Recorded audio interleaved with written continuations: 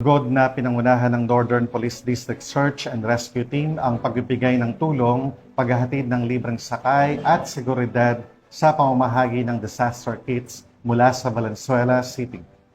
Sa pamamahagi ng disaster kits at pagbibigay ng impormasyon ukol sa kahandaan, tumataas ang antas ng preparasyon ng mga mamamayan sa posibleng sakuna.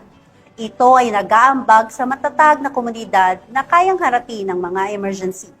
Yan ang balitang hatid ni Patrolwoman Blazel Ann Esperanza.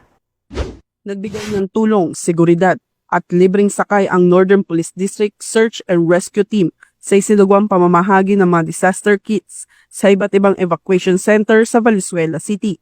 Isinagawang aktibidad katuwang ang pamahalang lokal ng Valenzuela na may layuning matiyak ang maayos, ligtas at sistematikong distribusyon ng mga pangunahing pangangailangan para sa mga apektadong residente. Bilang bahagi ng patuloy na serbisyo, naghatid din ng libreng sakay sa mga stranded na commuters. Ang patuloy na presensya at aktibong pakikibahagi ng NPD Search and Rescue Team ay malinaw na nagpapakita ng walang sawang suporta ng kapulisan sa komunidad, lalo na sa panahon ng sakuna. Ipinapakita rin ito ang kanilang dedikasyon sa serbisyong publiko at ang mabilis na pagtugon sa mga pagkakataong higit silang kailangan upang mapanatili ang kaligtasan, kapakanan at kayusan ng mga mamamayan.